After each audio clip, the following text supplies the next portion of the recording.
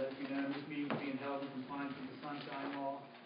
The notice is printed in the local papers and posted in the town hall. I ask everybody to stand, please, salute the flag.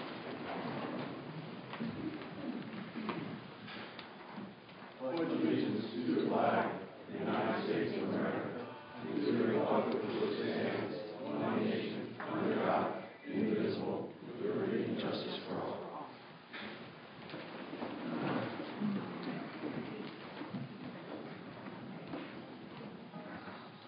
Roll call. John Ganser. Here. Phil Brown. Here. Mark Fry. Here.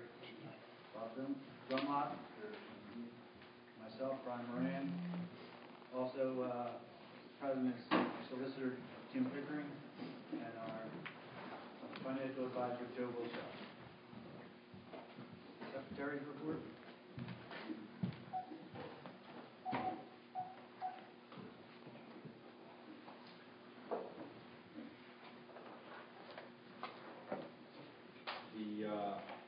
Monthly minutes last month I did not have with me, so I will be reading two sets of monthly meetings for September 18th, 2013.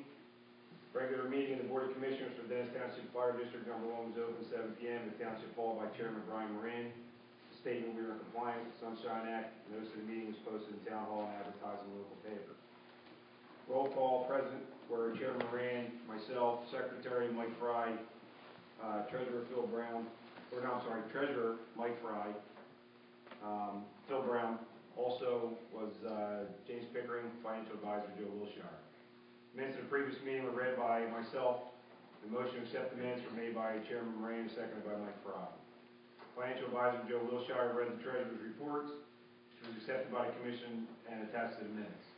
Mr. Wilshire stated the only problem to the budget was for professional services, stated that we were over budget by about 50%, and then we were going to double that once the next bills were paid. The bills to be paid were Review Volunteer Fire Company, $13,666.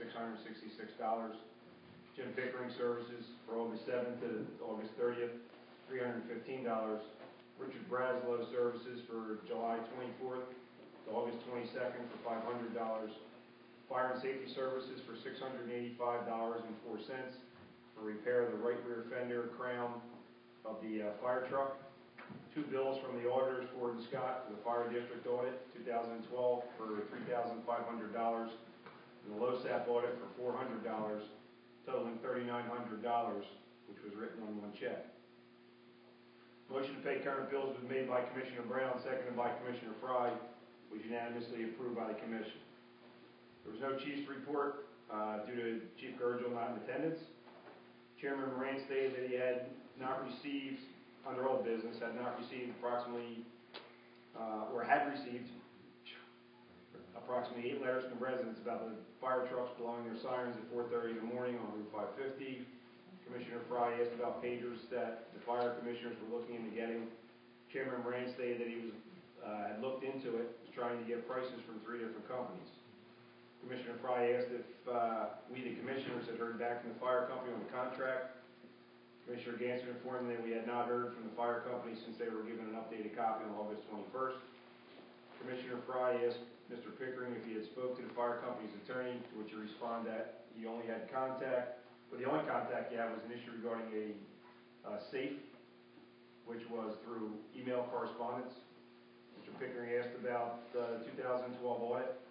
Mr. Wilshire stated he would suggest that we defer any action accepting the audit until October's meeting, so the commissioners had an opportunity to read over it and get an understanding of what it entailed, so it could be presented to the public, as a resolution would also have to be approved.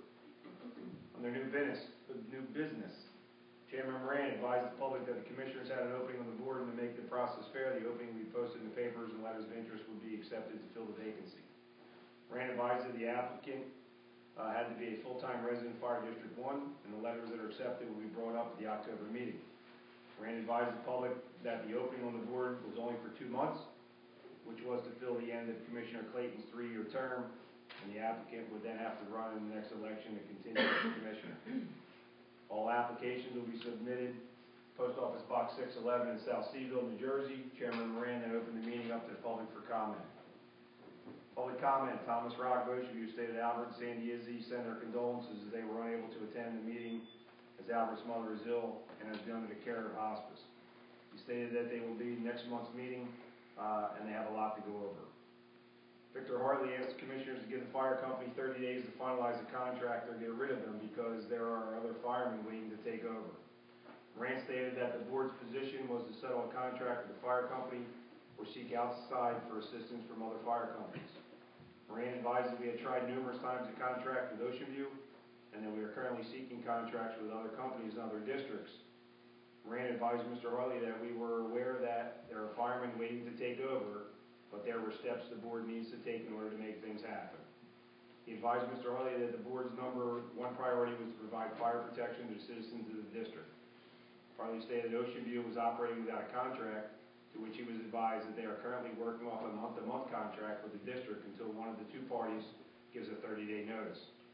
Hartley wanted to know how long the commissioners were going to let the contract go, and if any other companies have signed a mutual aid agreement so the commissioners can give their 30-day notice. Hartley was advised that no contracts have been signed at this time because there are a lot of legal steps to be taken. Mr. Hartley was assured that the issues were being worked on and will be completed as soon as possible. He stated that he had a rumor that commissioners had talked about starting the District 1 Fire and Rescue. Chairman Moran advised Hartley that the commissioners were not looking into starting a new company, but that a group of firemen were looking to form their own company within the district. Hartley stated the fire company is running rogue and are not doing anything about it. Myself, Commissioner Ganser, advised Mr. Hartley that the fire company has been responding to all their calls and is doing what they're supposed to be doing within the guidelines of their job. Therefore, we would not be pulling any plugs on the fire company. Hartley was advised the fire company has already stated that they will continue to provide fire service and that they're not going anywhere, but the contract is currently in the hands of their attorney and we're waiting for a response. Hartley wanted to know why the fire chief was not at the meetings, as it's in the bylaws that he attend the meetings. Chairman Moran advised Hartley that because the fire company wanted to charge the commissioners to rent the fire hall, that Mr. Pickering worked on getting us Township Hall to have our meeting, which included getting notice out in the papers. Chairman Moran's understanding that the fire chief was standing outside the firehouse and possibly not aware that the meeting location had changed places and he was not in attendance at the meeting. Mr. Rock stated that he believed that it was miscommunication on the part of the fire company because Mr. Malantonio was at the last meeting, as he was advised that the September meeting was going to be at Town Hall. Mr. Rock stated that he saw the chief standing outside the firehouse with some other people as he went by on his way to the meeting. With no one else having anything to say, public comment was then closed. 7:29 p.m. motion to adjourn the meeting was made by Chairman Moran, seconded by Commissioner Fry. Motion was approved unanimously, and meeting was adjourned. Respectfully submitted, John P. Ganser, Sr., Secretary. October minutes. October 15th, 2013, a regular meeting of the Board of Commissioners for Dennis Township Fire District Number 1 was opened at 7 p.m. Township Hall by Chairman Moran with a statement that we are compliant with the Sunshine Act. Notice the meeting was posted in Town Hall and advertised in local papers. Roll call. Present were Brian Moran, John Ganser, Mike Fry, also present, Solicitor James Pickering, Financial Advisor Joe Wilshire. Treasury report. Financial Advisor Joe Wilshire read the Treasury report, which is accepted by the Commission. Mr. Wilshire stated the only item of concern that the budget was going to be over by approximately $9,000 for professional services. Bills to be paid were Ocean View Volunteer Fire Company, $13,666. Final payment to the Joint Insurance Fund for $3,015. Herald Newspaper, $72.94. Jim Pickering Services for August 7th to the 30th for $315. Richard Braslow Services, $828 to $923 for $3,160. A motion to pay current bills was made by Chairman Moran and seconded by Commissioner Ganser. It was unanimously approved by the Commission. New business. Mr. Wilshire talked about introducing the budget of 2014 at the November meeting and what steps need to be taken for approving the budget. Mr. Wilshire wants to stay a month ahead of the state with the budget so we don't have any problems with the budget. He also talked about changes to the budget. Revenue from taxes will be for $362,000. The fire contract will raise 2% to $167,000, and professional services will raise to $20,000. Discussion on the budget and purchasing equipment and fire trucks also took place. Mr. Wilshire discussed having commissioners agree on the budget amounts so he can send it to the state. Suggested that we hold off until a special meeting so we can look at the numbers more closely. The discussion then took place on the date for the special meeting. Chairman Moran then brought up about an interested citizen who wanted to fill a vacancy on the Board of Commissioners. Information was put out for the position, and Mr. Robert Grunlock of Ocean View was the only person interested. Chairman Moran made a motion to accept Mr. Grunlock to fill a vacancy. Motion was seconded by Commissioner Gansert, and all were in favor with no oppositions. Mr. Grunlock was then sworn in by Mr. Pickering as the new Commissioner of Dennis Township Fire District Number 1. Secretary's report, the minutes of September meeting were not available, and we read it at the November meeting along with the minutes of October meeting. Chairman Moran advised the public that the Commissioners have attempted 4 times to get a contract signed by the Ocean View Volunteer Fire Company, and we have not been successful. He advised the Commissioners have looked outside for other fire companies to assist us with fire protection to our district. Commissioners have also looked around the district for a building to house the fire trucks. A lease agreement was made with the Walters Brothers Marine Construction Incorporated to lease a building at 438 Woodbine Ocean View Road, Suite Number 5. Mr. Pickering read a resolution 14-13 reference a lease agreement. Mr. Pickering also advised the public that he had no part in making a lease for the building as he represented the Walters Brothers on other matters. Mr. Wilshire asked that the earliest date was that we would be able to start using the building, and we talked about a new budget, paying on a lease for a new building that has not been placed in the new budget. A motion to accept the resolution 1413 was made by Chairman Moran, seconded by Commissioner Fry. All were in favor with no oppositions. Mr. Pickering talked about submitting a resolution 1513 for land use approval and variances for the use of Walters Marine Building, pending approval from the Township. Mr. Pickering explained to the public how the process will take place and also the fees that may be necessary for acquiring approvals. He suggested tabling the resolution until next meeting so we can get the proper cost for the approvals.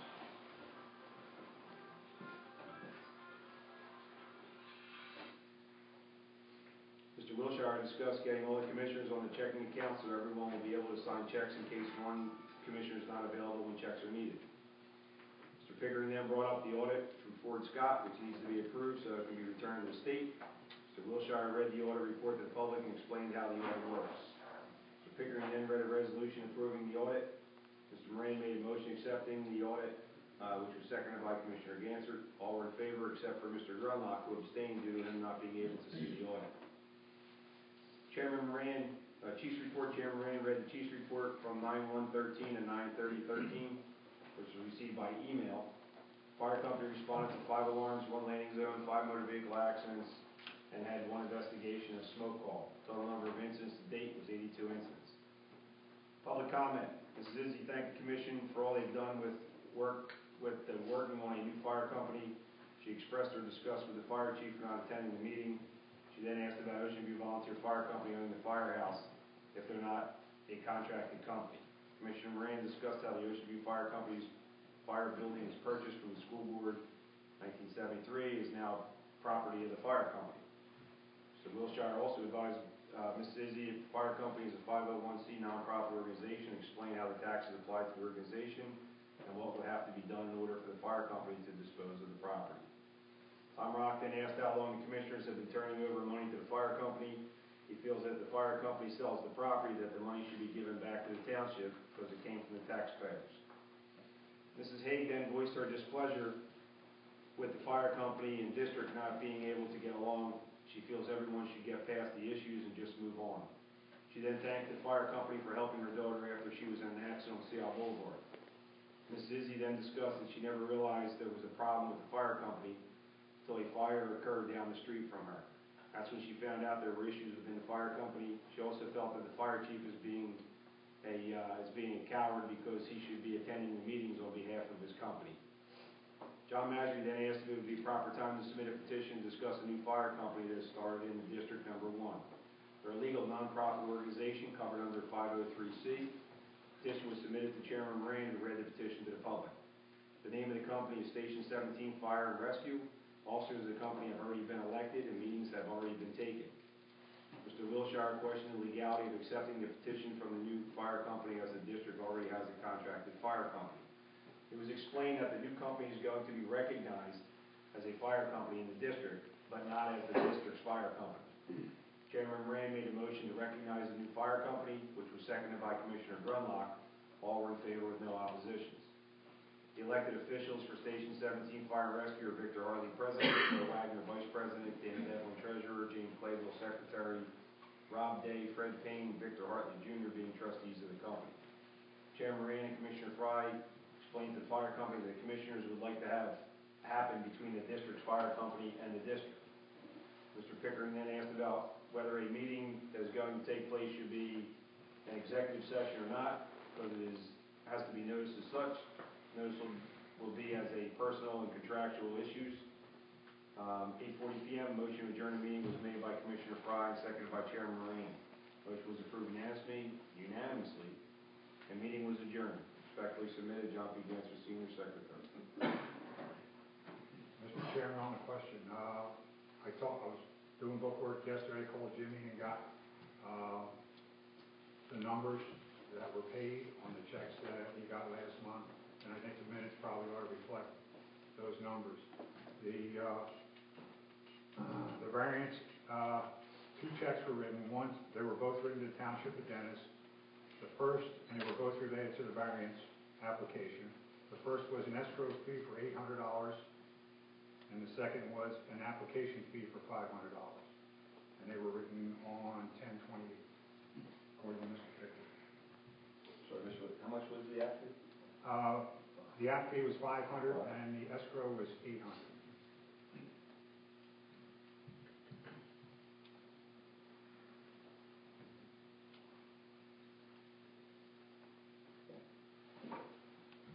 Any other changes, corrections? Make a motion to accept the minutes as read. Second. All those in favor? Aye. All opposed? Treasury report. Okay.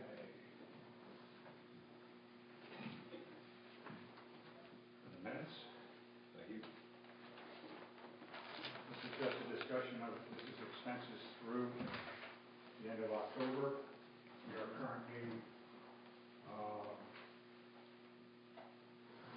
12,000. Hang on, let me get to the numbers. We are currently $12,487.08 over budget on professional services, and the two payments that we just talked about put us $303.89 through the end of October over on miscellaneous expenditures. Typically, I just want to say this now, typically what happens, and we'll get into this, the reason I'm saying this, instead of next month saying it now, is because when we get into the budget discussions in old business, that it'll be relevant.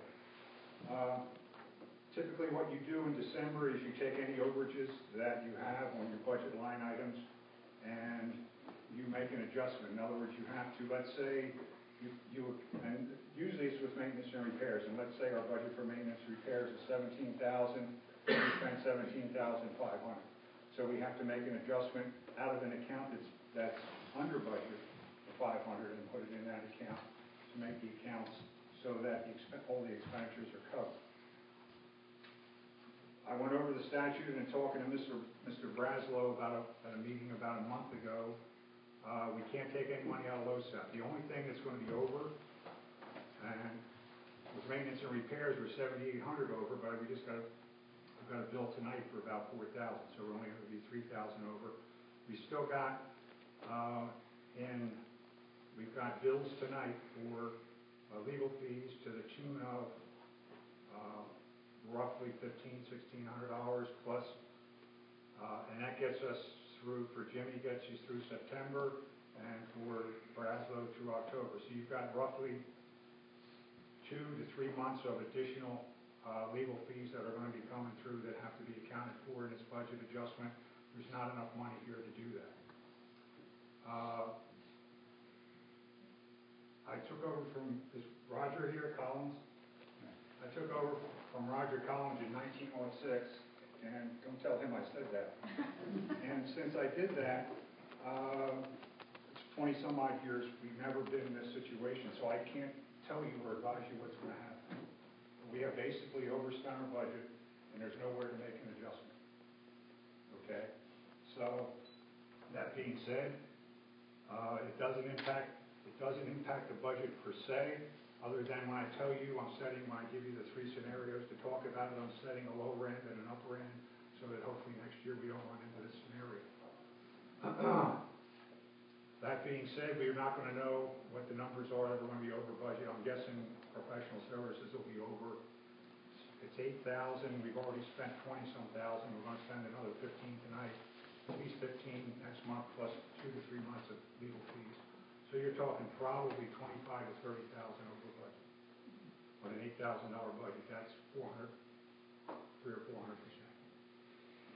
What the state's going to say, they're not going to see it in the budget because we put budget to budget comparisons in the budget. We don't put budget to actual comparisons. They'll see it next year in the audit, and the audit will probably make some sort of a finding, and which the state won't have to look too far. So what's going to happen, I don't know. That being said, is there any questions about what I just said from the commissioners? Was it clear or fine? Yeah. And it's kind of a prelude because when we start talking about budget scenarios, it should be relevant. We had some revenue tonight. We had our annual supplemental service check for $1,276. It's a Township check, and somebody asked me about this, and I don't remember what it's for. We just get the exact same amount. Tommy Carroll was here. He might say he used to get payments from Forest Fire Service, but I'm not sure that that's it. It's been this exact same amount for as long as I can remember. But we'll take the money and put it in the bank. We have 5 bills tonight. Ocean View Fire Company, $13,667. Richard Braslow for the period 9/24 to 10/17, $920. James Pickering from 9/5 to 9/20, $795. We have a press advertisement notice for the meeting change, $36.20, and we have a bill from Fire and Safety Services for maintenance and repairs on 39 for $4,116.87. And let me just give you a little more sense. There's a big long paragraph here. It looks like Husky system is not working. I'm not sure what that is. And then the Hercules compressor. Is it the same thing? Yeah, we're tied in the Township. Okay. So, and the repairs were made on that, and the bill is, I said, $4,116.87, and that's all the bills I have. Mr. Chairman, does anyone else have a bill?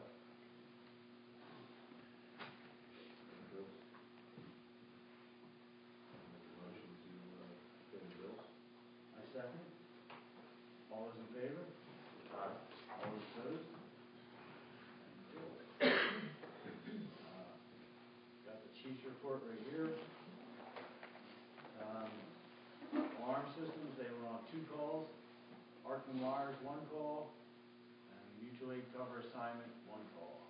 For a total of 86 for the year.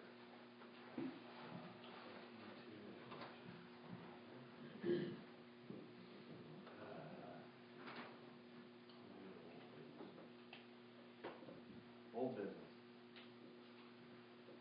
Do you want to do the budget under that? Yeah. Okay. We started last month.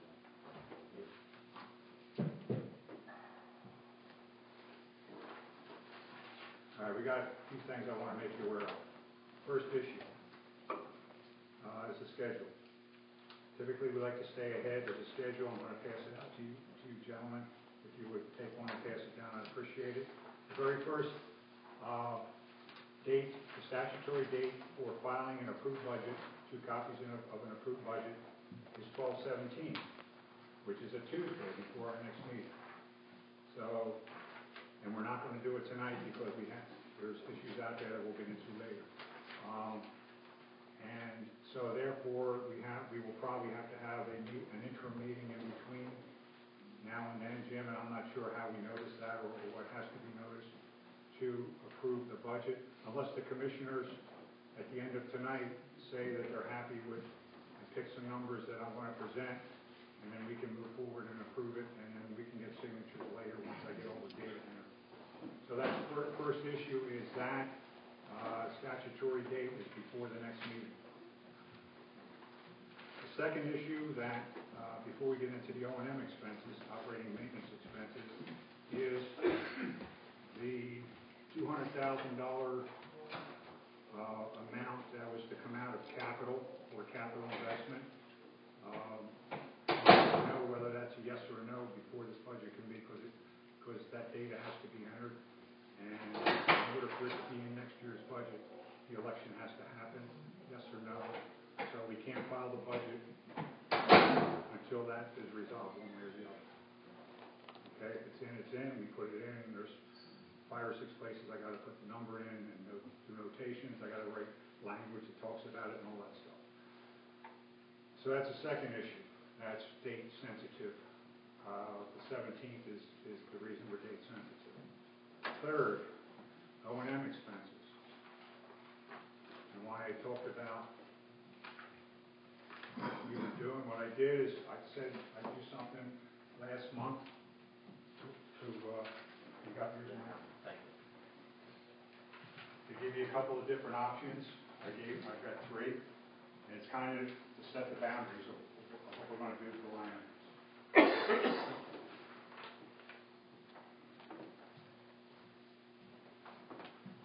Okay. Option number 1 is basically what the secretary read about and what we talked about before, except that in the interim we finalized the revenue number.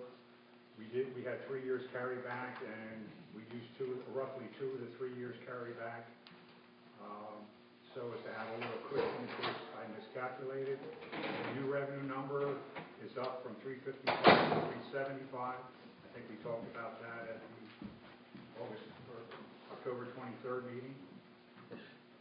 And all the other line items are the same as before. John talked about raising the professional services from 8 to 20,000. So the only different number on option 1 is keeping everything else the same. And this is a lower boundary. This is establishing a lower boundary. Okay. And so you can see what the numbers are. And the net income would basically go to unrestricted reserve. And whatever the actual number is. Any questions on option 1? Okay, option 2. Kind of in the middle.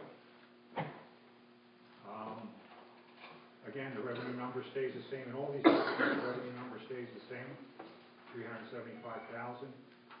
All of the line items are consistent with last year's budget, except for professional services. We take that up to $50,000. And that's our hedge account. Whether it doesn't mean you have to spend it, okay? It's just a high-end number that says, okay, if we have to spend it, we spend it. If not, we don't spend it. Then if we have overages in other accounts, then we can utilize and transfer money into and out of that account or transfer the budget. But it does provide the option in case you get into variance issues that get drug out in the courts, you get into other issues with regard to equipment and so forth that get drug out in the courts. The number is there. That's option 2. Option 3, revenue number, and your net income drops by about to $30,000, down to $79,000, which would go into your unrestricted capital account at the end of the year, assuming everything was on the exact budget amount. The third one, the revenue is the same. Fire contract, insurance, LoSAP, maintenance, repairs, and miscellaneous, all the same. Professional services stays at $50,000. And we add 2 new line items because, and I think this is the one we have to go with, but we can argue about, or we can talk about the numbers. Rent paid. We all know that if you're paying rent, and the number's 50,000 in this scenario, that the building that we are currently talking about renting was 36,000, correct? But if that doesn't get a variance, then you may have to look elsewhere, and you may have to pay more. And secondly, water, gas, and electric, I have no idea what those numbers are. I said 25,000. So, and obviously, that comes out of net income, which means $4,000 would be going into the reserve for capital. Typically, we have around 100 to 110,000 a year go there. With this particular budget at those levels, we would transfer 4,000. Now, clearly, you're not going to spend 100% of the money in every category, because if you spend all that lease money and electric money, you're not going to be spending that much in the fire contract. Correct? So you understand there are hedges. Again, what this does is sets an upper boundary. So you're not in this. The worst thing you can do with the state, in my opinion, is to have the same problem 2 years in a row. You can claim ignorance and ask for forgiveness the first time. Jim, am I wrong or right? You're right. Second time, they don't want to hear it. So those are my options. Those are the boundaries. And gentlemen, can you do what you will? I would appreciate, obviously, with the dates that are out there that we have to respond within.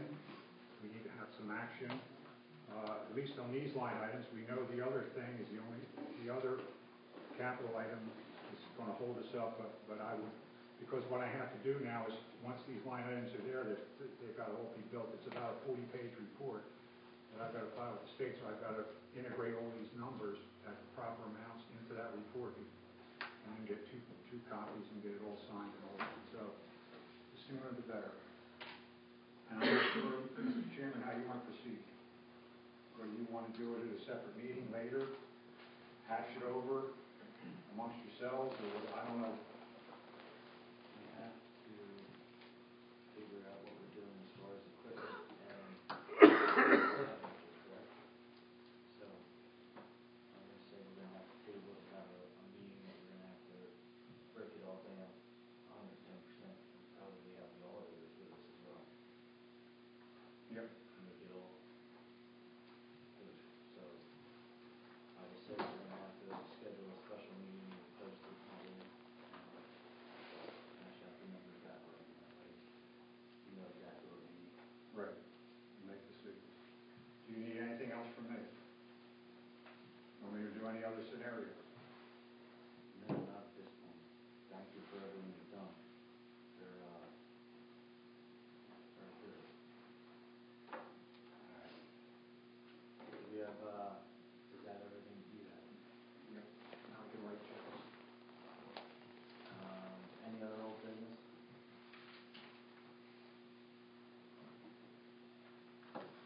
All right.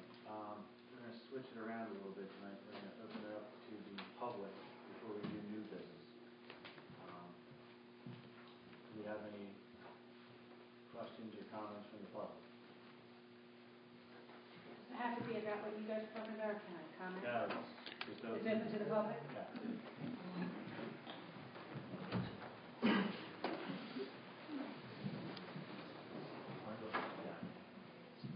I just would like to say, on February 20th, 2013, I started coming to your meetings.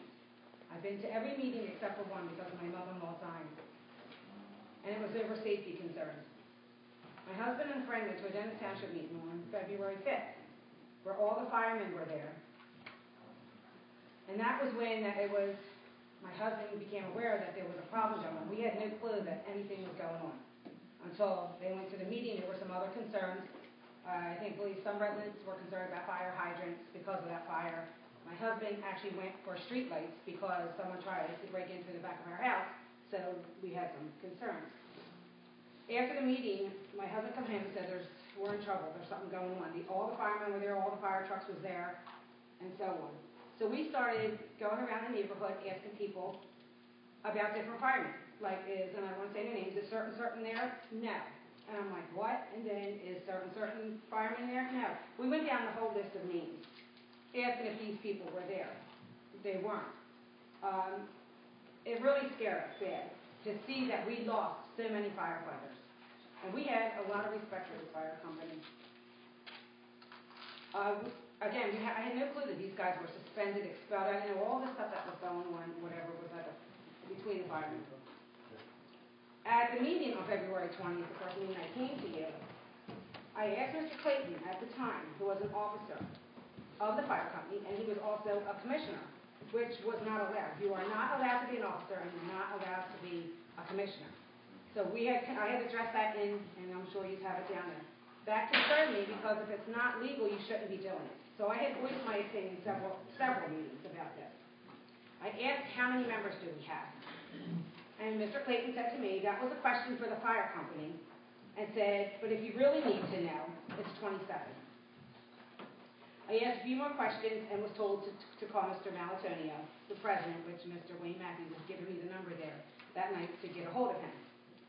I called him on February 21st and left a message. On February 23rd, he had called me back, and I specifically asked him not to lie to me, to tell me the truth, and I did have him on speakerphone. I asked him how many members we had, and he did confirm what Mr. Clayton said, 27. I said, how many are qualified? He said 24. I said, how many were expelled? He said 1. Well, that was a lie because I had 3 expulsion letters in front of me. So right there was a lie. There was no other questions I wanted to ask him out of the other questions I had because I was sitting there with 3 expulsion letters. On April 17th, at the commissioners meeting, I told you, the commissioners, what I was told by the president, that there was 27 members. With the numbers that were expelled, the numbers that were suspended, the members who walked out, and a couple that were lifetime members that I believe didn't fight fires, that left us 9 members. And this had really concerned me. I didn't feel safe with just 9 members, 11 members, give or take a few. And I've been at every meeting concerning my voice about how many firefighters do we really have. We had firefighters anywhere from 1 year to 38 years of experience. Just gone. Done. At the same meeting, Mr. Clayton said in front of everyone, which really upset me, including TV40 that was there, that firehouse at the time, which was the one on Route 9, when we were having a meeting, that this firehouse is worthless. All the manpower was in South Seaville. And someone in the audience had said, well, that's because you got rid of everyone. I said, it may be worthless to you, but it isn't to us taxpayers and residents of Fire District 1. In May, my friends started taking pictures of the different scenes. It started out to see how many fire members do we really have. We wanted to see how many reoccurring fire members kept coming out. This is why the pictures were started up of being taken. Just so we could see, because the lies were being told, we wanted to know the truth. So our friends started taking pictures. While taking these pictures, the firemen, which the pictures were given over to you guys, were showing up in flip-flops, T-shirts, and shorts. No gear, no pants, no boots, no hat, some hats. It was horrible. We brought this up to you guys. The chief and then the fire company was harassing us, and we gave you videos of that and audio of that. The chief assured you, the commissioners, and me that he would handle it. And he did. For 1 month, these guys didn't blow their horns, didn't harass me, but a month after that, they started again. And I don't care about me harassing me. I don't care. They can harass me every day for the rest of my life till I die. I care about my neighbors who have little children that get up to go to school. I can see the horns being blown if there's somebody coming. We produce videos of no cars coming. As for the traffic light and stop signs, there are none. I'm on 550. Everybody knows where I'm at. That was just pure harassment. I was being harassed because I had concerns about how many firefighters we had and the safety of how many could come in and actually save us if there was a fire. So it was embarrassing. It was a disgrace.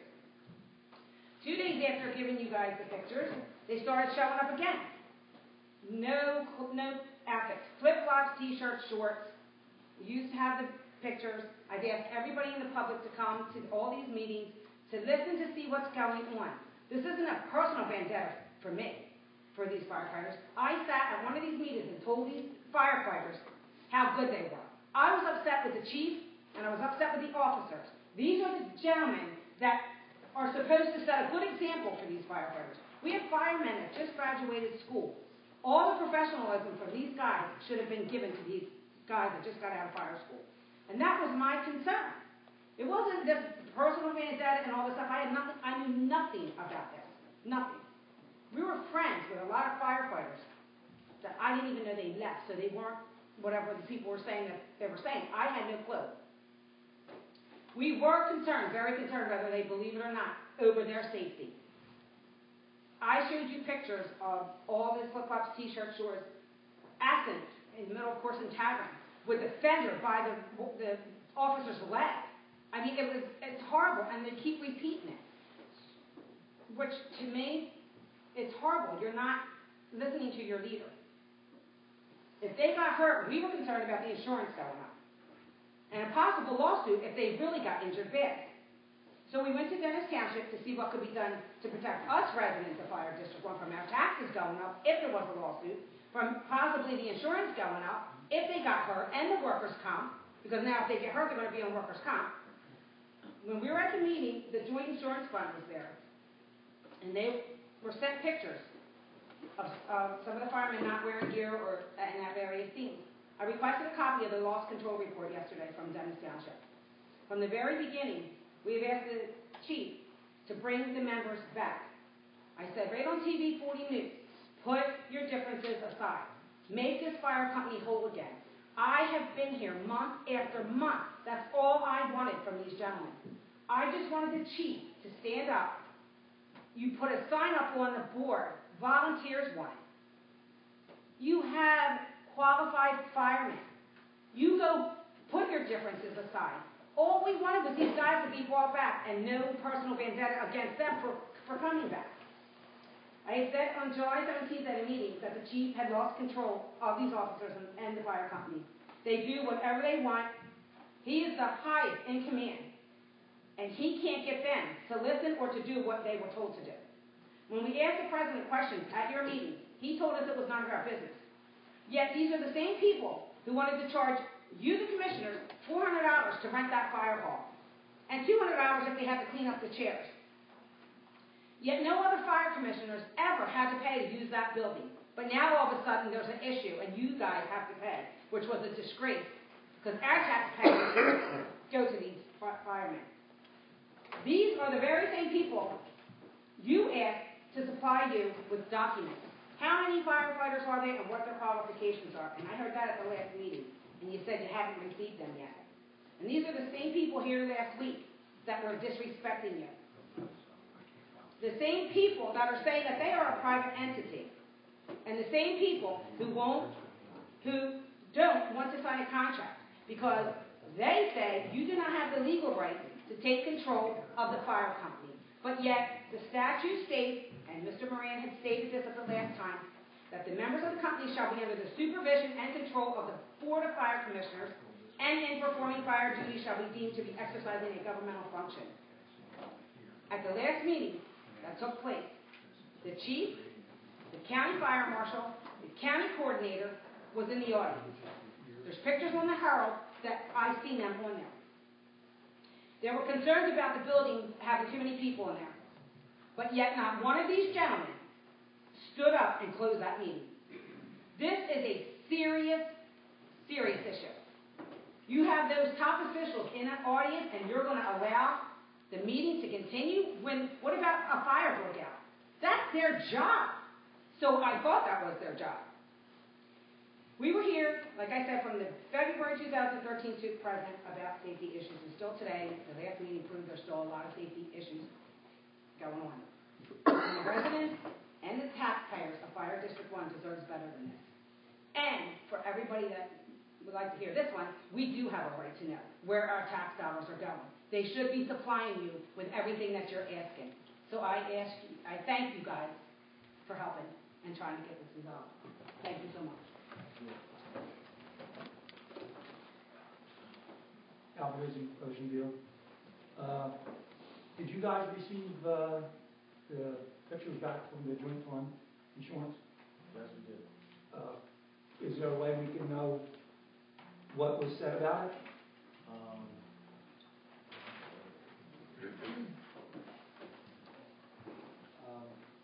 me for a second, but I had requested that from them to Township. If you And don't want to read it, I'm going to get it anyway. I told, so he knows, I requested an Oprah. They told me I needed to fill out an Oprah report, and I faxed that to them. So I don't know if you saw that, but they told me I had to request it, and I did do that. So I'm hoping to have that by the next meeting. I was about to answer the chairman's question on that.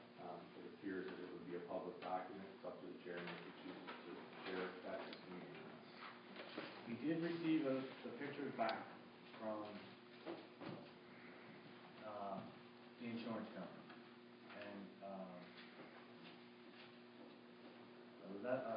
with a letter and some recommendations. I'm not sure if the fire company has gotten have you guys received anything? I got it just the other day from Lee Carney. It has some recommendations in it. It has things that their investigation have brought out some questions on driving, things of that nature. I'm going to have to let the fire company at least get it and be able to review it before I just, put it out to the public. I mean, it's only fair to have them be able to see the letter, and I will get a copy of them. And next meeting, if you guys don't get it by then we'll share it as a public document. Is that fair enough? Yep.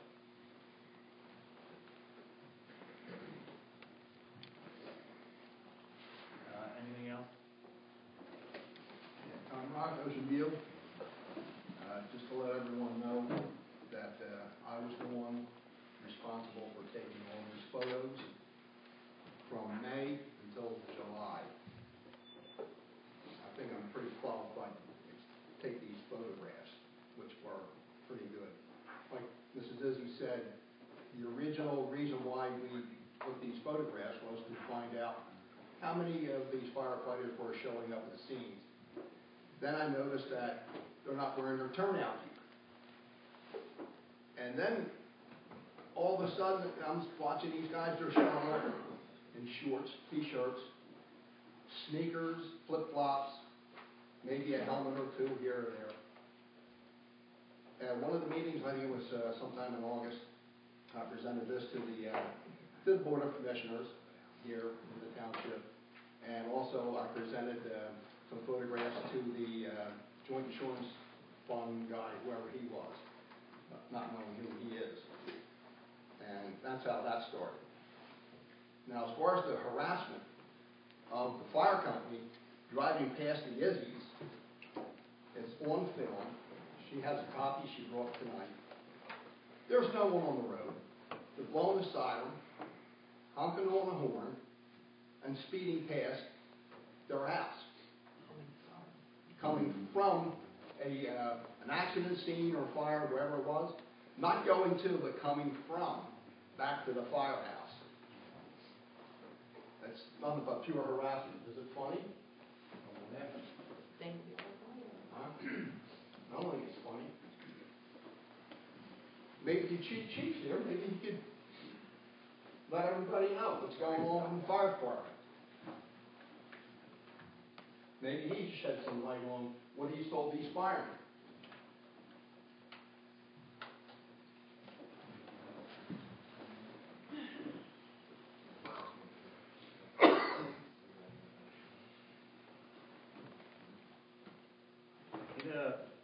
In a meeting that we've had with some representatives of the fire company, we addressed some of the issues.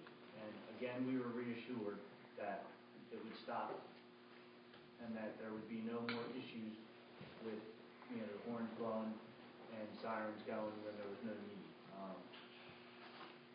We have to take their word for it, and we'll have to hope that they hold to their word and we don't have this issue again.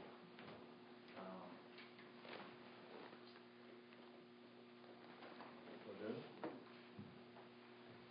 I just have one more question with that. The documents that they have given you and that have been read, I asked at some meetings. They're not signed. They're not dated. I feel that if somebody's giving you a document, it should be dated. When did they send? about them being reprimanded for all the stuff they were doing, harassing me and all their own bylaws that they were breaking.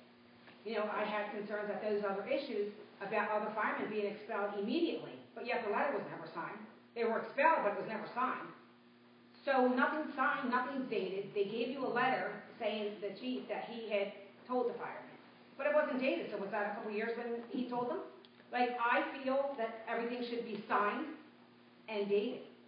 So I would like to see that at the further meetings, next meeting. At least have a date on there so we know when you received that and when they actually told the firemen or whatever the situation may be. I would love to see dates and signatures on them. Ms. Izzy, just so you're aware, any documents that I receive, I usually put the dates on the top, the day it was received. So if it's handed to me, even if it was typed the day before, when it's handed to me, I put the date on it. It doesn't go in the book, so we find out later and nobody knows when it was even given to us. Yeah, well, I'm just referencing to a letter you received from the chief stating he addressed the firemen about my concerns I've been here month after month about, but that letter that he gave you wasn't dated. So you may have dated it, but I don't know when he gave it to them because there was no date, never a date on it. It was just a letter to the firemen with no date. So that's what I'm saying. You may have dated it, but when did he write it? Okay. I would just like to see that. Thank you.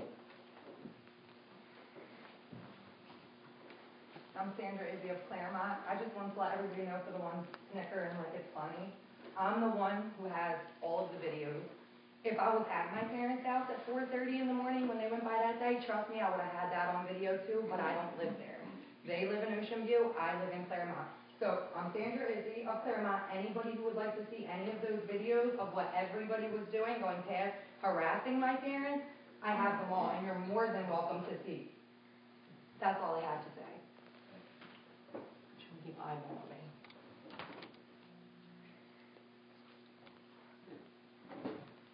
Any other comments? Hi, my name is Alma Waltz-George. I live at 2424 Route 9, Ocean View. I'm just coming up to speed with what's going on. I've been hearing a lot of things going on, and the more I get involved, the more I think what I'm hearing is true. I'm concerned. I really want to see people start acting like adults and putting their differences aside and doing what's right. Unfortunately, a couple months ago, I had the unfortunate circumstance of witnessing something happening over at Magnolia Lake. My family and I own that lake, and it's fifth direct generation on the property. I don't know how long this has been going on. I think it may have happened more than once. I had to go over and tell the gentlemen to stop doing what they were doing, as they were causing harm to the earthen dam that Route 9 sits on. And they were allowing the water to leave the back of the truck unrestricted without a hose hooked up, which is in the past what I've seen all my life. Is seeing them hook up the hose to empty the water out of the tankers. I understand that has to be done on a regular basis, and they usually spray it across the lake, and that seems like great fun to me, so why you wouldn't do that, I'm not quite sure. But they were allowing it unrestricted, and it was causing a huge hole in the earthen dam where there's a concrete retaining wall that runs along the lake, and then there is a forebay of concrete that's actually a bridge that Route 9 goes over, and that's where Magnolia Lake / Mill Creek go underneath Route 9 and then off through the mill and over the waterfall and out to the bay. That concrete was put in the mid-1920s, so it's about 90 years old. And this past last year when we had Sandy come through, the state had to come down and do some significant repairs to that concrete. So we know how fragile it is. And what I was seeing is this water gushing out between the concrete wall where the forebay comes in, into the dirt, onto the concrete. It's caused huge divots in the concrete. And I had to go over and ask them to please stop. And it took a little while for them to acknowledge what I was saying and stop what they were doing, and they did fill the hole back in. But it spoke volumes to me about why I had to go over there and tell them not to do that. You know, they're lucky I didn't report them to the State Department of Transportation, the DEP, and the Dam Safety Division, because it would compromise, if they continue to do that, it will compromise that area. and we could undermine Route 9 eventually. But hopefully, unfortunately, at the time, I told someone else about it who I don't think did anything about it, circumstances being what they are. I wanted to voice this tonight because I was concerned. It said to me that there was a lack of respect for what they were doing. It was a lackadaisical attitude. I look at where the leadership is and making sure that they're doing things in a certain protocol and procedure.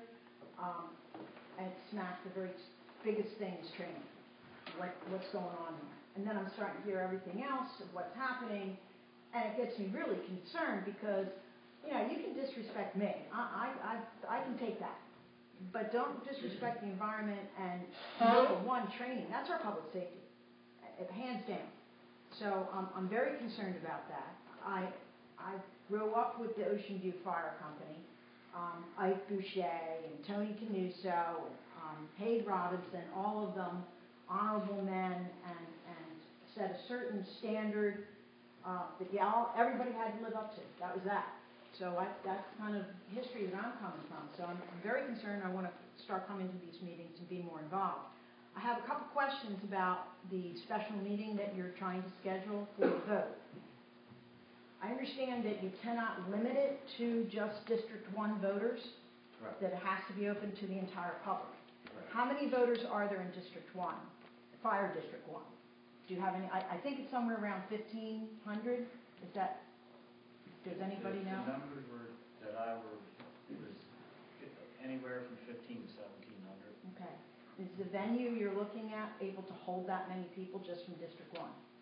If we decide to move the meeting and have the meeting, we will be moving it to one of the schools, which will hold, you know, the amount of people that we need. Okay. Because, you know, and the next question is making sure that people like myself who are voters in District 1 can get in and hear and make an educated decision on voting. Can you allow the people of District 1 to get into the room first? There are laws that we have to look into. Okay. I'm not saying to exclude everyone, but to allow the people, like when you go before the land use board and you're doing some proposed development, the first 200 people, they get to ask the questions first. The people who are in the first 200 foot of the proposed development, they get to ask the questions first. They get to make comments first. The rest of the public as well. But, you know, ensuring that everyone from District 1 is able to voice a question or their opinion. Is there something you could do from that standpoint to make sure that the folks that are voting? We did look into some things, and we are currently looking into things now. When we do have the meeting, we will have all those answers. And will that special meeting be posted on the website? Absolutely. It'll be on the website. It'll be in 5 different places, and it'll be 10 days before the meeting in both papers. I tend to look at the website because reading through all the legals in the newspapers is pretty darn boring. And unless you give me a heads up of which paper it's going to be in on what date, then I'll be sure to read them all. But I go to the website to see what's going on, and I noticed that the minutes of the meetings have been posted, and I thank you for that because again, that's my go-to place. So, thank you very much, gentlemen. Thank you for that. Mr. Chairman, Victor Hartley from former fireman of the Ocean View Fire Department. I just have one question. As of now, do you have a contract yet? We've had a contract. Okay, but have you got a long-term contract? No. Have they signed We a are contract? still in negotiations with Ocean.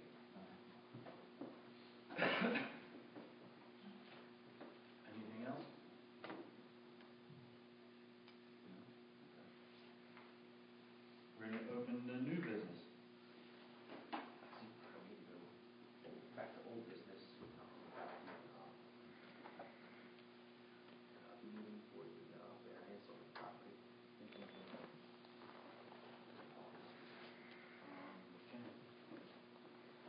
We're going to go back to old business for a minute. Commissioner Fry just asked about the meeting on our variance. We have chose to postpone the meeting on the variance as far as the building usage from the township in hopes that negotiations get a little better and we move forward in a different direction.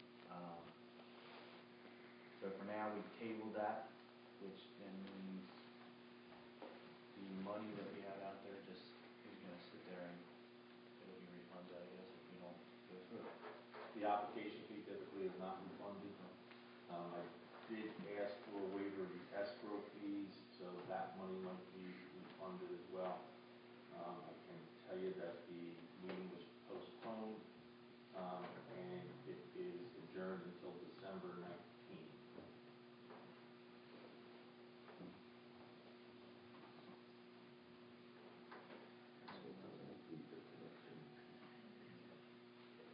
New business.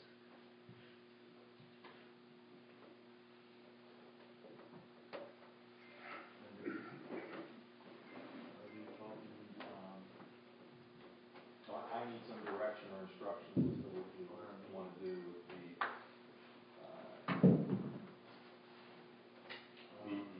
special capital meeting. right. So I think it's got to be discussed tonight, especially if you're going to make the December 17th deadline that Joe has to make. To give you an idea, that meeting has to have at least 10 days notice, and so if you're looking at the 17th, that means you're back to the latest date you could have the 11th, maybe 16th, let's say, and then have a special meeting on the 17th, which is the worst case scenario. That means the 16th and back to the 6th, you have to have that. So I would have to notice. we have until the 6th to notice, is what you're saying, and Not gonna, Jim, that schedule won't work for me. It takes me more time than that to go through the paperwork. I need 2 copies of everything. They've got to be original signed. Like I said, it was the worst case scenario. Yeah, I mean, that just doesn't give me, you've got to give me about a week. Right. Okay, so a week takes us to the 10 days notice, takes us to the first. Actually, to be safe, it takes us to the 30th, which is a Sunday again? Saturday. So it would take us to the 29th. So I would have to get notices out by the end of next week, which will Wednesday, not Friday next week. Right. So by the 27th, it would have to go out and notice. Jim, can we kill 2 birds with 1 stone and have that meeting? I'm not even sure you want to do it, but you've got to have a meeting. If you're going to have a meeting on that, that's fine. You also have to have a meeting to come up with the O&M stuff that I presented the 3 options on tonight, and you've got to give me some direction there, because all that's got to be filtered in and placed in the appropriate places in the paperwork. So whether you can do it all in one meeting or whether you don't want to do it, I would think you probably wouldn't want to do that. You want to do the O&M stuff maybe after. I don't know. I don't know what makes sense, but or before that, because you're talking 2 different sets of numbers and 2 different scenarios. So I don't know. And then noticing around all that. Or do you think we can do it all in one meeting? I don't think we can do it all in one meeting. And in I fact, didn't think so either. That's why I brought it up. my suggestion is, unfortunately, if this is the way that the board decides to go, is probably to have 2 meetings with regard to the special meeting, one which is an informational meeting, and another which is purely just the vote, so that we don't have So then we would have complications we had last week. we would have 25th, 26th latest that we'd have to make a decision. Decision as to when the meeting would be. Yeah. I really think we got to make a decision tonight, because the meeting should be scheduled by the vote of the board that we want a meeting on a certain date.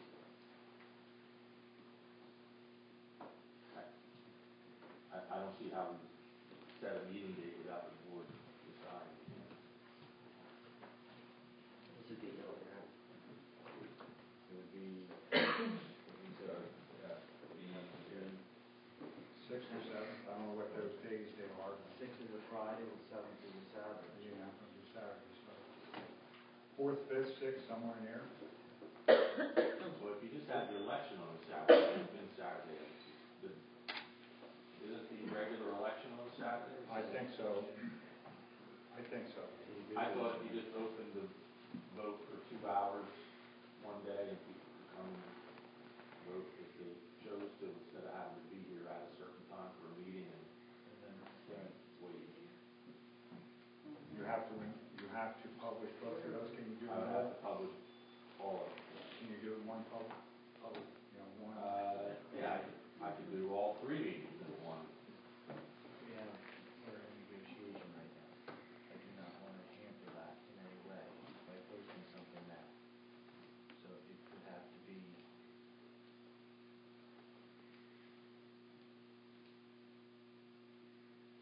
Can we make a date we tentatively hold it? In other words, with the group now, and then by Friday, Saturday, contact you to post it. This Friday, Saturday? Yeah, that's enough time. I need to, you want me to get it on the website. Last time we did publish it in the newspaper. I can get it in the press. I can still get, the statute surprisingly doesn't require there to be noticed in the newspaper. We did do it the last time. But to get it in the Herald won't be 10 days before the election at this point because the Herald only publishes it on Wednesdays. So, but it doesn't have to be 10 days ahead of time. So I could get it in both the press and the Herald and then post it in 5 places throughout the fire district. Last time I actually went around and posted, and I really don't want to do that again. I appreciate somebody else taking on that burden. That's fine. That is fine. So can we, what do we have to do to make the motion to? I think we ought to post. You know, in other words. You may not decide on any Put it up date. and then I can call and cancel it before you post it. Yeah, that's fine. But what I really think we need to do tonight is set a schedule for the meetings and then at a later point. So our schedule would be, you said the latest is 6. Post it, correct? Yes. No. No. The 6th would be the latest that you'd have to have the election, right? Yeah, what day is it? Friday. You can do it Saturday. I'm just saying that, you know, what I'm asking for is A week. like the 10th, knowing on the 10th, everything, O&M stuff. Right. Of the 3 options, what line items we want to put in. So let's work backwards from this. What day is the 10th? Tuesday. Right. So on Tuesday the 10th, we could have a meeting that finalizes the budget. Essentially, it approves the budget to give to Joe. No, you can't. You can't approve the budget because the 200,000 there has to be a determination. No, we're working backwards, Joe. I'm with you. Hear me out. Okay, go ahead. Okay? So if you have to get it turned in on the 17th, right? Yes, At least a week ahead of that, around the 10th, which is Tuesday the 10th, you've got to have something from this The O&M body. and the capital numbers. Right. You need a budget that's approved by this. Correct. By this entity, right? Yes. All right. So for them to approve this budget, if they're going to include the Okay, I see where you're 200,000, going. Gotcha. then let's work backwards from Tuesday the 10th. They would need to have that election at least someday before Tuesday the 10th. It sounds like we were talking about maybe Saturday the 6th. What is it? 7th. Saturday the 7th. And then the noticing would have to be posted 10 days before that, which would be, help me out, I don't have your calendar. Okay, wait a minute. You're skipping one. Are you going to have an information I'm meeting? skipping again. I'm just trying to get the article. 27th. So the noticing would have to be posted by the 27th. Now, if the board decides that it wants to have an informational meeting before the Saturday, December 7th vote, it would have to be somewhere between probably like next Monday, Well, that's in between now and the 25th and the 7th. Right. So 25th to the 6th is when the informational meeting would have to be. Where are we at with the contract? Are we waiting for them to come back to us, or we have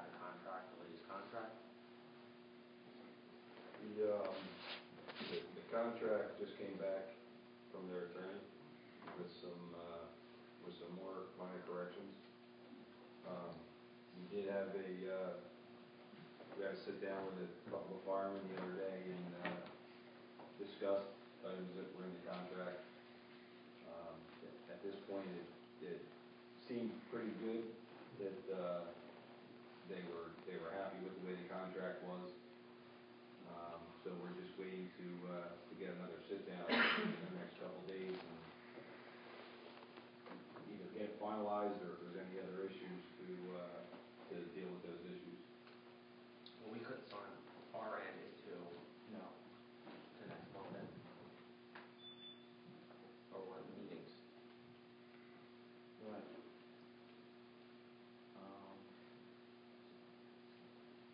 If you have a meeting on Tuesday the 10th, it could be for approving the budget regardless of its iteration, what's included in it or whatever. You're going to have to finalize the budget. Can I make a minor suggestion?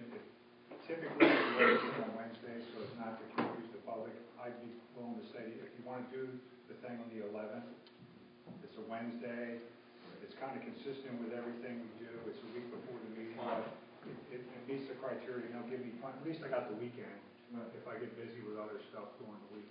And so as long as I get it by the 11th on a Wednesday, and that way, people aren't confused, if that helps.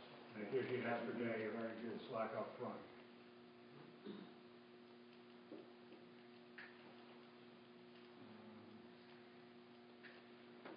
So there again, we would be having a meeting, we can be signed then, we can be finalized then, put in a resolution, it can be signed then, just can't. It can't be signed until after the resolution. No. If it's signed before a resolution approved, it's what we call ultra vires, it's null and void.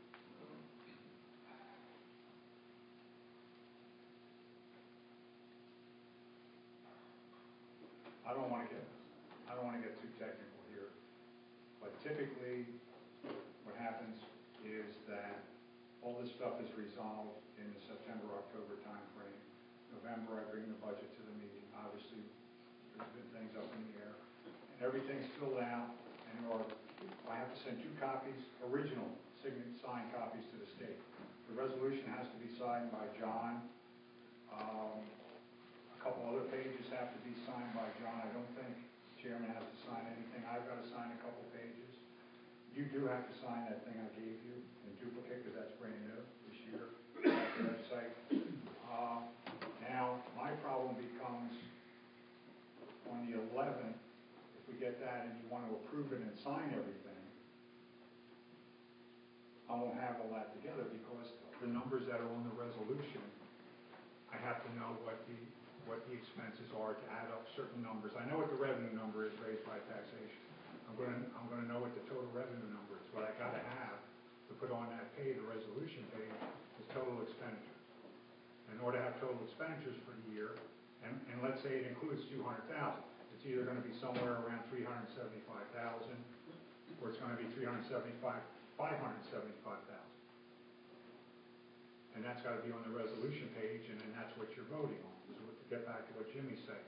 So I'm not sure logistically that day wouldn't work for signatures.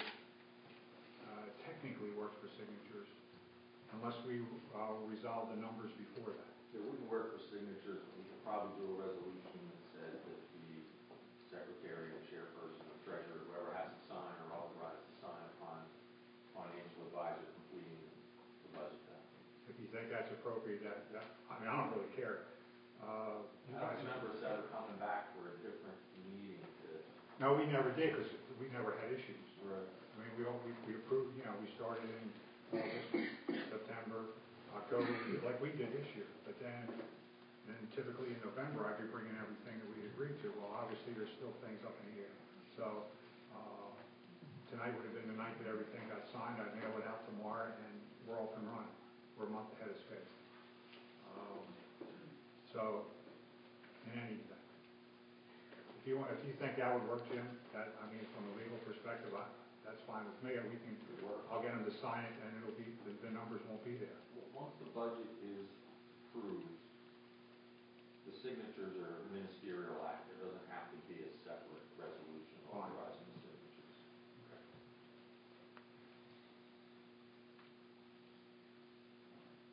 But the process, just to remind the board, is that approval of the budget, then it gets approved, reviewed and approved by the state, and then I have to notice for the adoption of the budget, at which time the board then adopts the budget, and then it gets published again. The budget itself gets published, and then there's the vote at the regular election in February. And if you look on the schedule I gave you, there's a statutory date for that too. Correct, it's all on that schedule. It's all on that schedule where the final adoption is generally, it says 30 days or 28 days before the election. Whatever they do, and it gives you a final date. The annual election is 2/15/14. It's in the middle of the page, a big paragraph, it's January 21st. This advertisement of the certified adopted budget is at least 7 days prior to that 2/8/14.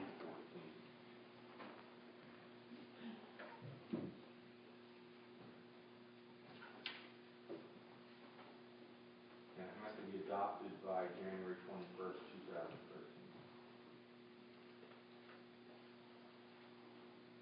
And we can't adopt it, just so everybody knows.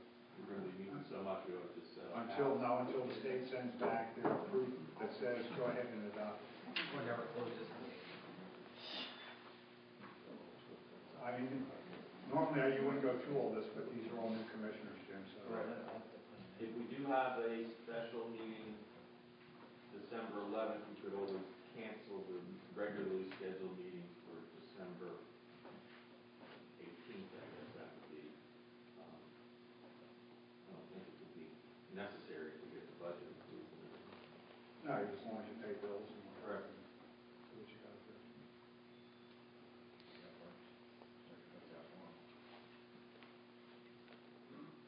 All right, so now, so our schedule is the meeting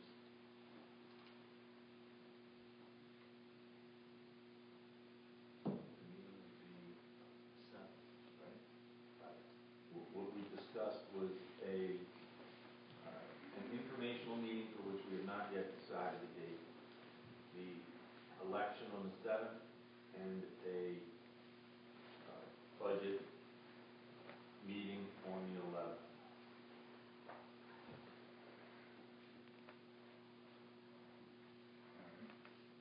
And then the info meeting would be, Sometime between now and the 7th. Does that have to be noticed, Jim? Yes.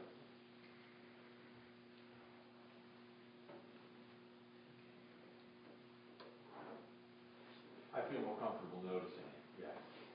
Technically, if I not asked to, if there's only 2 commissioners there or something like that, but. I mean, obviously, from a turnout perspective, I think you've got a few interested people, maybe a handful or a dozen or so that might want to show up. I think we'll.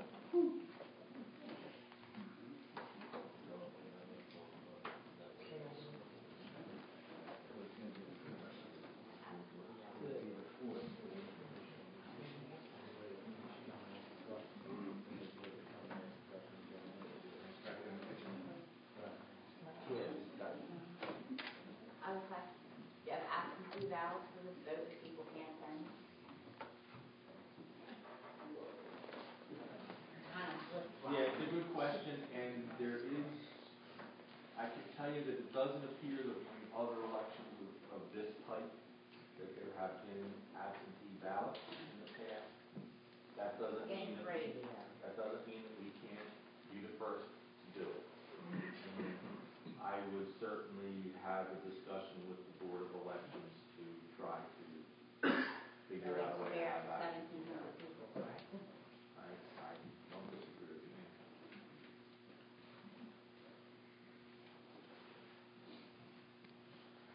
I just have a question to clear everything. The vote that we're talking about would be, I take it the fire company's already been presented with another contract, you said it's been returned to you? we have to set a date that if contract negotiations fall, because we're getting to our budget end, in hopes that we can cancel the dates. And we just have to vote on it tonight so that the solicitor can post it if needed. So this is regards to the 200,000, and then the informational meeting would go in and break down Prior to any specifically what would be questions. purchased and Yeah. all that.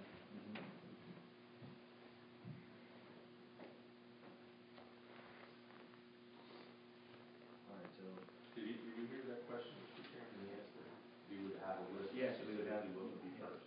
yeah, we'll have everything broke down, what we're buying. Well, it's fire. If you go to-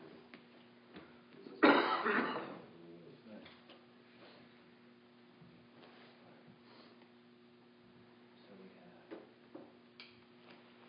so we're all on the same page, we have, meeting's gonna be on the 7th. The informational meeting was The fourth.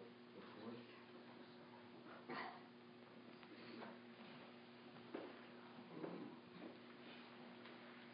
Joe, that's that will be finalized by the 11th. All right, so we would just need a motion to post it if need be for the informational meeting for the 4th.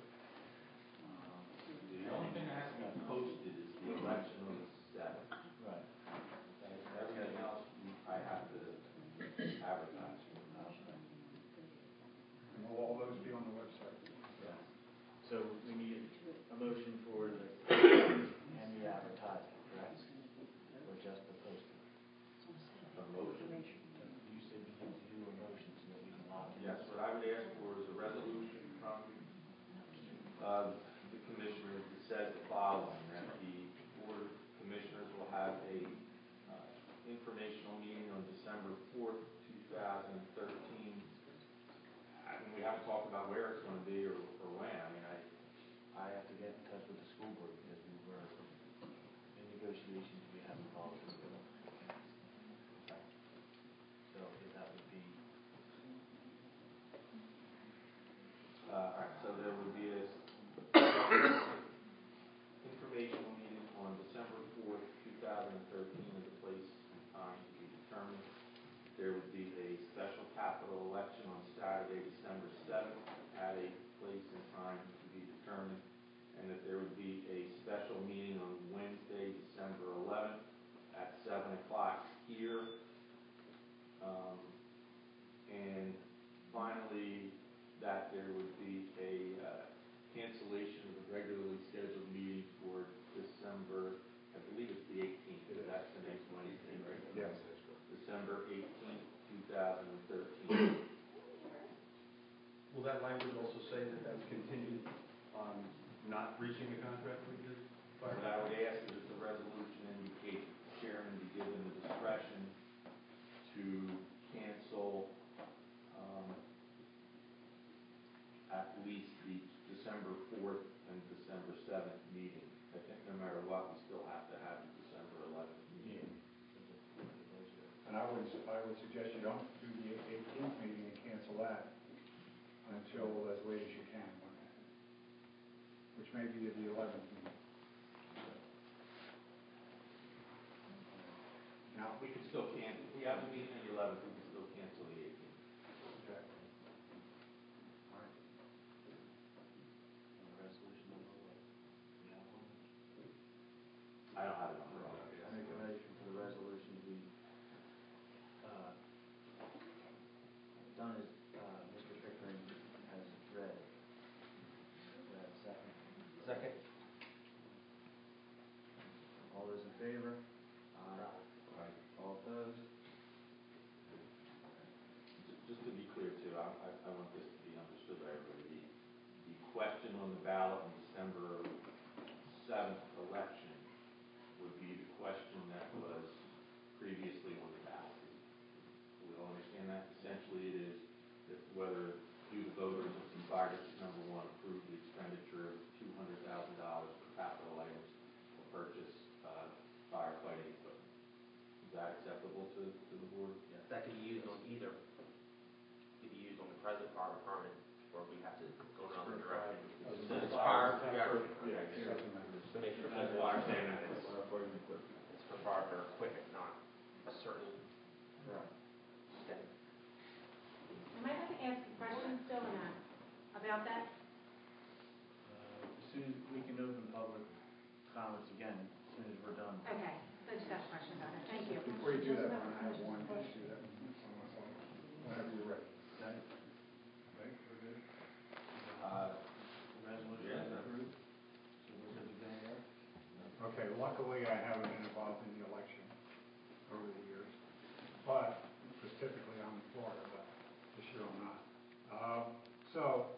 my issue. Where do I start? Let me ask the question, Jim, how late is the ballot created for the February election? When does that get created? You have an idea? I think that the absentee ballot, the secretary or somebody usually signs a letter to the,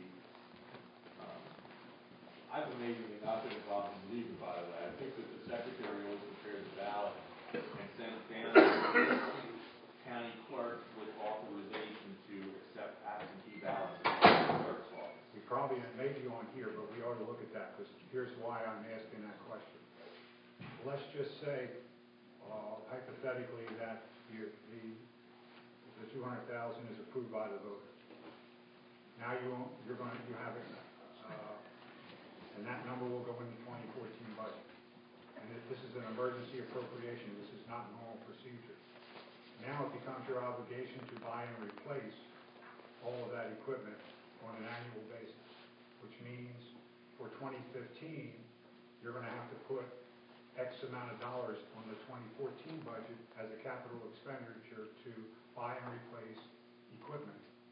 And let's just say you say $10,000. If that's gone, you're SOL. You're SOL until 2015. You can't buy anything else, period. So again, you're going to be putting numbers on there, getting back to the same kind of a scenario. I'm trying to give you a sense of, you're going to have to do that for 2015. You own the equipment, and you're going to have to replace it if something breaks, you're going to have to buy new, if something has to be bought new, and you're going to get, the way capital expenditures work, in order to put something in the 2015 budget, it's got to be approved by the voters in February of 2014. Fire truck, that's all we've ever had, but the same thing with equipment. So you're going to have to do two things. Number one, deal with an amount, and put it on the budget as a capital item, just at that amount with whatever the language is that you're going to use for this budget. Same thing. Except you're going to have to do that every single year forever. In other words, in 2015, you're going to have to do it for 2016. In 2016 for 2017. That's if the board and commission was purchasing capital items that had a useful life longer than 5 years. 5 years or longer. I believe that's what the rule is. 5 years or longer. No, but the statute also says if you don't hold me to the numbers, but if you expend for the previous 3 years more than $25,000, you have to go beyond that and itemize in the budget. So, I mean, it just gets cumbersome, okay? So, I'm alerting you now that if that is approved, that you're going to have to put something on the ballot in February of 2014 for purchases of capital equipment in 2015 to replace or to buy new or whatever. Hoses break, you got to replace it. If an air pack goes, you got to replace it. Whatever it is, hard suction goes, you got to replace it. Somebody runs over it. And that's going to be an annual event. Okay? So, I don't know when, again, I don't know when the ballot gets created, but you're going to have to consider that if it gets passed. If it doesn't get passed, then you don't own anything, you don't have to replace it.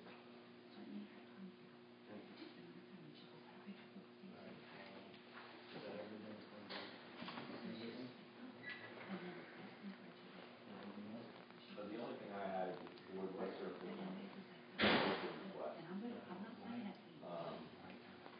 Just so everybody understands, there are people out there that gain over a statute, and one of them is the fellow who served up over the Open Public Records Act. And it provides that if the governmental entity does not provide documents within a certain period of time, then they can file an action with the Government Records Council, GRC, and they can receive payment for the governmental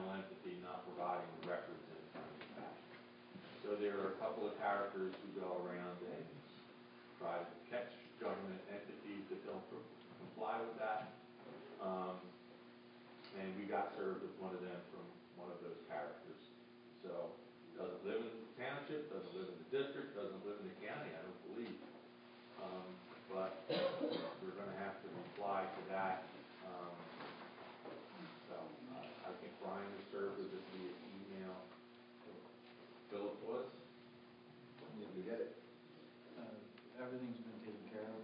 Where'd you get it, Monday? Yeah, that we had to under the deadline. He was asking for the current contract for the company and the commission, so we issued that because he said it had to be done immediately and only gave me 3 days. I didn't issue, did you issue this contract? This morning, Over 7 days. whatever you did this morning is what he was asking. Okay, we've done it. And that was the contract. Just to be clear, when I read it, it didn't say contract, it says contract. All right, I thought he was asking for a contact with the fire company. All right, so I have not provided him with a fire contract. Well, what he needs is a contract. He and I might have some discussion.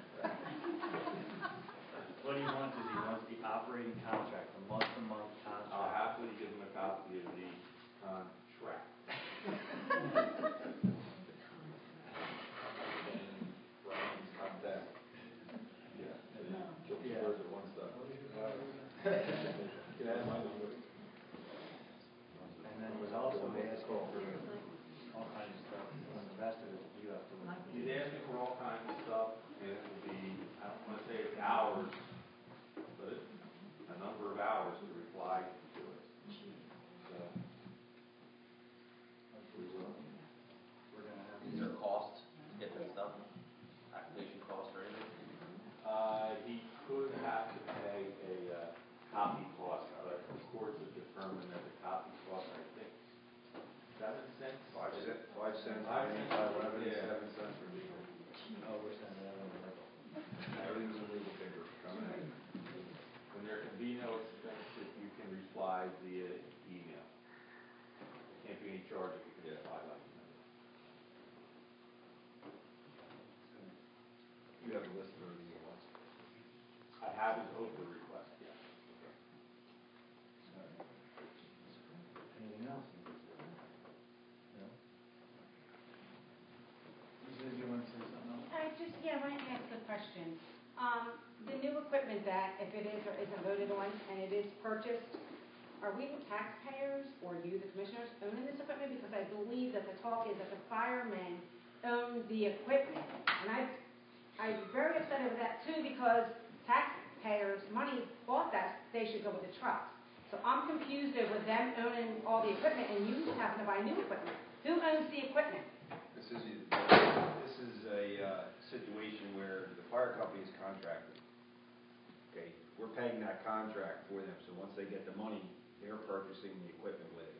Same as if you contracted someone to work on your house. You know, you settle everything in a contract and he doesn't. And the only issue that you would run into with someone working on your house is if it's not done the right way, or it's not built the right way, something's wrong with it, then of course you're gonna go through some legal issues to deal with that. As far as the contract's concerned with the fire company, they're contracted for that amount of money. They can technically burn $100 bills in the middle of the street if they wanted to. And there's not much we can do as long as they're providing that fire service. That's what they're contracted for. Let me be clear, that you were being facetious about burning $100. All right? It was, they can't do that, they're.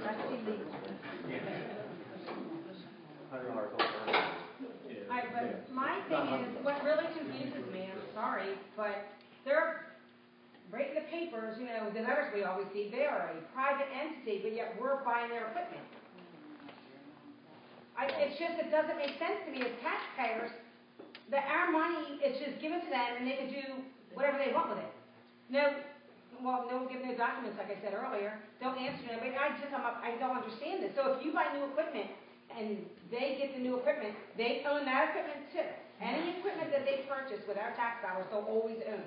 If they buy the equipment, if the commission buys the equipment, it's commission owned, which is in turn taxpayer owned. Okay, so if you buy it, it's, Correct. what can I suggest you buy it then? Well, that was the whole idea of the vote. That was the whole idea of the vote that we were looking to do for the $200,000, Yeah. so we could purchase equipment. Okay. Even though the company would still be using it, it would belong to the district, it would belong to the taxpayer. Okay, that's what I was looking for. Thank you. And that's part of the vote coming up? That was what the vote was for. Yes. 200, we're asking the public to approve $200,000 to be taken out of our capital account and put into our budget. And that would secure the equipment and gear for the fire service of the township or the district, and it would assure you, the taxpayer, that you owned it. That it couldn't be held and said, we own it, and that's that. When you say equipment, you're not talking about the trucks, are you? The trucks are already owned by the commission, the taxpayers, Okay. and the taxpayers. So, So we would be outfitting the trucks with taxpayer-owned equipment. right, because buying gear. trucks, we're talking a hell of a lot more than 200,000. So Correct. that's the confusion there, is that Yes. you're not going out to buy new No. trucks, which would cost you way more. And that's all we're doing is buying it to make, again, our primary job is to provide fire service for the district. That doesn't matter from who, as long as it's provided by us. Let's see. And the only way to do that 100% is to make sure that the taxpayers, in this commission's eyes, is that the taxpayers have control of the equipment so that it can't be used against them in contract. Mr. Chairman, I have a question, I guess this would be to Mr. Pickering, about this OPUS thing. You guys have issued the fire department 4 different contracts, which are yet to be signed. Negotiate. Can that be requested through OPUS? No, it's not a contract. The contracts are negotiations. They're not, once they're signed and it's put in, then it's public record. Until then, it's not public record, it's negotiations between two organizations. Correct? And now, how long are you going to keep going on with these negotiations before you? As long as it takes. As long as it takes to. We're making effort here, so we're not gonna just stop for a second. We're actually moving forward, so.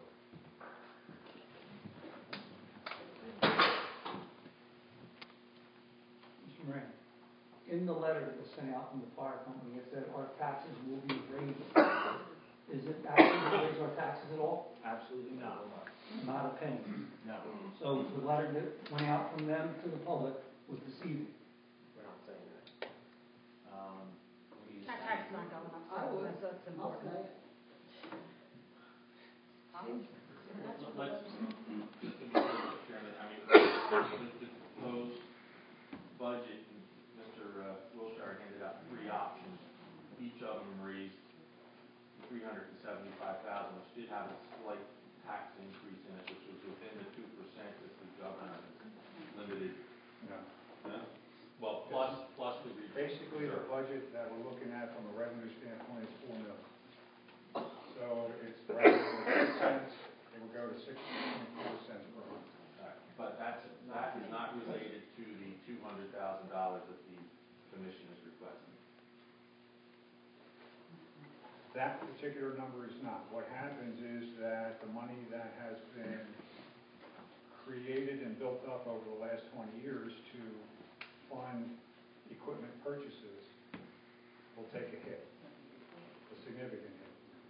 About 2 years' worth of a hit on a normal budget. So if you want to recover that over 10 years, back again, so that you can get back on schedule of replacing trucks. And I don't want to go down the road, but yes, definitely. And number 2, I believe that if you look at the statute and the levy cap, that appropriations are not, you don't have to comply with the cap. So theoretically, if next year we needed to go out and buy a truck, and we were 300,000 short, we could double our budget and be under the cap. The cap is for operating expenses, is my understanding. Now, obviously, we don't want to plan to do that. Right now, we have the second lowest tax rate in the county at 6 cents, and the only one below us is Marmora, and you know why Marmora is below us, because of the power plant. So, and they're at 5.8. So we've been operating, paying cash for everything for the last 20 years, and built up the fund. And what, from my perspective, I've spent 20 years of my life doing this to get us in a position where we're debt-free, everything's paid for in cash, and the next truck, the money is in the bank for the next truck, or whatever comes along that we need. And there's been times when the other commissioners decided to go a different direction, put off buying a truck. And you get to a point where you can deal with, let's just say, for instance, and I don't know, but let's just say say one of the older trucks, you lose an engine, a pump, or a tank. How long is that truck out of service for, gentlemen? 6 months? Depends on what it needs, could be 6 months. So now you start letting your fleet go to where it's significantly of age. You know, two things happen. Number one, issues like that come up where this isn't like Philadelphia where they got 8,000 fire trucks and they can move fire trucks all around. You've got a certain amount of fire trucks. So that's a part of the whole idea of creating a plan where you do replace. Plus, there's a salvage value associated with it. If you replace within a reasonable period of time, you might save 30 or 40,000 on your next truck as a trade-in, basically like a car. And so from a financial standpoint, what we've been doing is prudent. The problem becomes, from my perspective, okay, is that when you take 40%, $200,000 out of your capital fund, we were supposed to buy a truck in 2015, that's the plan, then that truck won't be bought until 2020 maybe, because you got to replace that money. So There's other ways to save money though. well, that's There's money back in the savings, adjusting the fire contracts. So we purchase the equipment. There's other ways to save money, put the money back in. So we'll just be wasting money, not wasting money, but spending money without saving and looking to the future to buy trucks. And isn't our oldest truck still have 7 years to be slated to be replaced with the No. one that originally envisioned? No, I don't have it with me, but 20-year plan. Which one do we have? 45. 45 is due to be replaced every 20 years. I have a long-term plan. But it wasn't supposed to be replaced this year anyway. Well, I don't really know when the fire company can decide if things run great. It doesn't. To delay it. So To delay it for 2 to 3 45 years. is 1999, it's not due to replace until 2019. Your estimate I of don't, the Victor, I don't know what the truck is, okay? I'm just saying to you, there's a truck that we bought 20 years ago that's due to be replaced in 2015, At this whatever that point, truck is. all the trucks are in very good shape, and there's no reason to replace any truck at this very moment. I just have one question. Does the commission still intend to ask for the $200,000 if a contract is reached and settled in the meantime with those of you? No, we're going to work out our budget with them in a different way, and it would be a little longer term. So to be clear, we would not spend the $200,000 if a contract can be reached within the next, say, week or... We still need to have the capital improvements in this year's budget, so we can start buying equipment for next year. The number would be lower. But we don't have to take 200,000, we have to see what the fire department would want, what they need this coming year. So in the future, it might take 10 years, it might take longer, that the taxpayers start owning equipment as the years go on, not just one hit.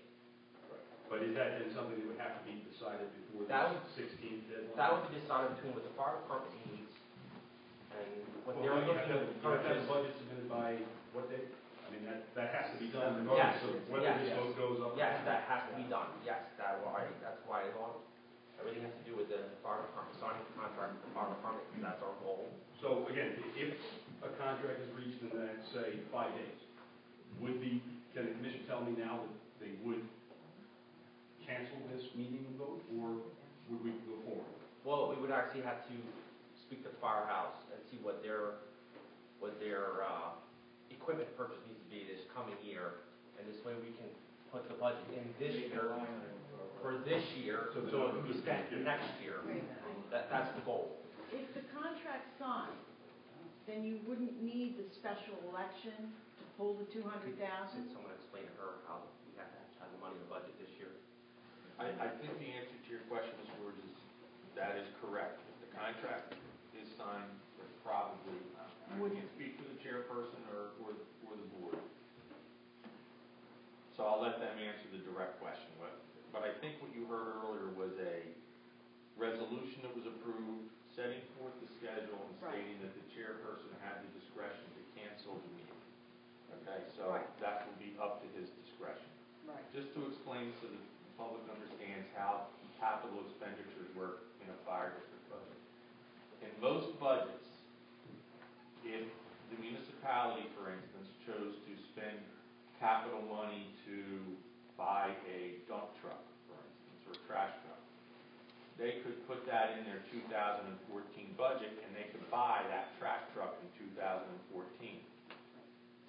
The fire districts don't work that way. That's what the complication is with a whole lot of what's going on. The fire district, if it wants to spend money on capital, on a capital item, let's say, for instance, it wanted to buy a fire truck, and it wants to buy that truck in 2015,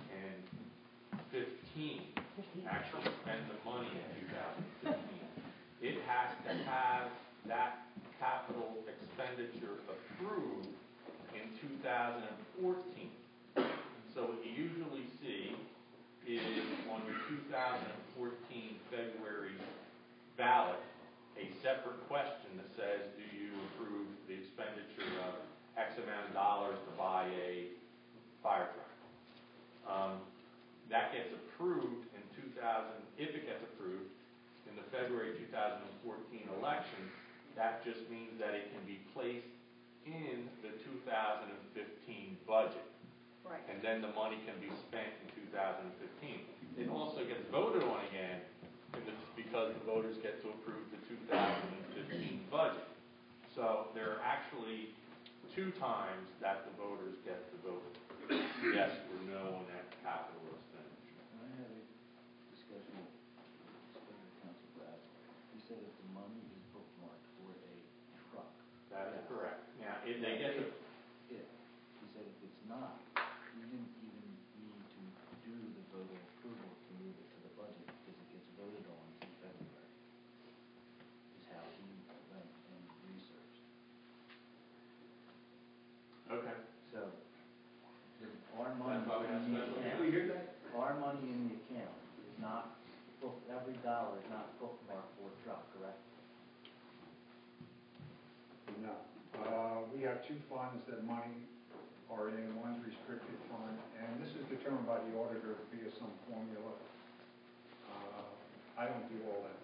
The auditor does it. Well, I'm just telling you right now, there's an unrestricted fund. You can spend it on anything. There's a restricted fund.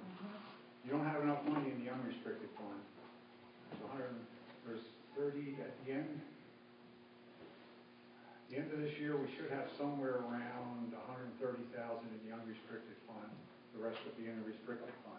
Now, what those issues are in terms of we've never bought equipment other than trucks, so I haven't done a lot of research on it. On non-truck equipment, I don't know. Or equipment that comes with trucks. Right.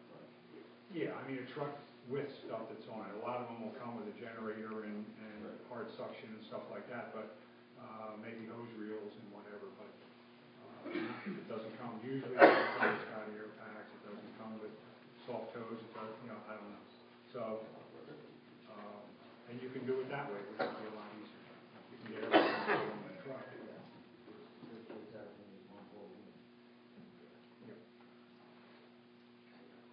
Any other questions? I make the motion to close it. Second. All those in favor?